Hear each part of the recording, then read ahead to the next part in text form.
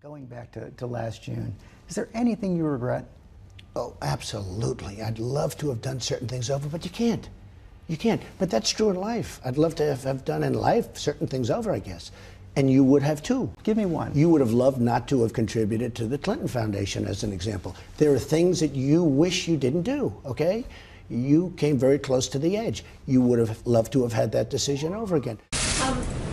During the pandemic, the QAnon movement appears to be gaining a lot of followers. Can you talk about what you think about that and what you have to say to people who are following this movement right now? Well, I don't know much about the movement other than I understand they like me very much,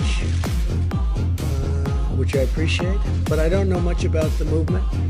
I have heard that it is gaining in popularity, and from what I hear, these are people that when they watch the streets of Portland, when they watch what happened in New York City in just the last 6 or 7 months, but this was starting even 4 years ago when I came here, almost 4 years, can you believe it?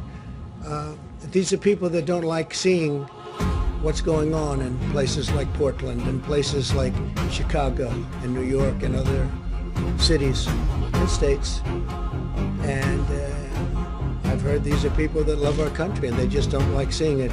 So I don't know really anything about it other than they do supposedly like me, and they also would like to see problems in these areas, like especially the areas that we're talking about, go away, because there's no reason the Democrats can't run a city.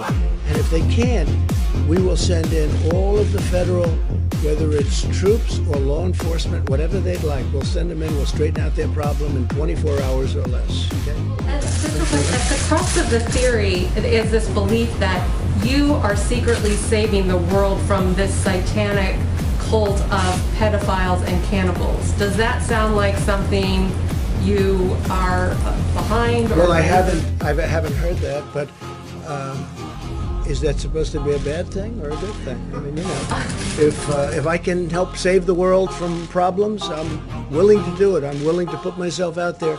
And we are, actually. We're saving the world from a radical left philosophy that will destroy this country. And when this country is gone, the rest of the world would follow. The so-called manifesto is a stunning thing to read, Mr. President. He appears to reference a motive in it. He writes this, quote, administration officials, they are targets. And he also wrote this, I am no longer willing to permit a pedophile, rapist, and traitor to coat my hands with his crimes.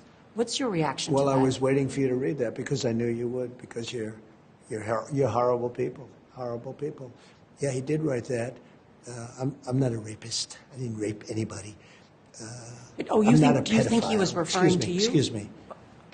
I'm not a pedophile. You read that crap from some sick person. I got associated with all stuff that has nothing to do with me. I was totally exonerated. Your friends on the other side of the plate are the ones that were involved with, let's say, Epstein or other things.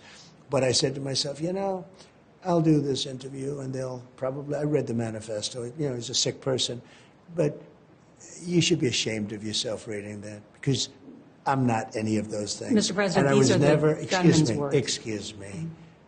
You shouldn't be reading that on 60 Minutes. You're a disgrace. But go ahead, let's finish the interview. I stand before you today to declare the silent majority is stronger than ever before.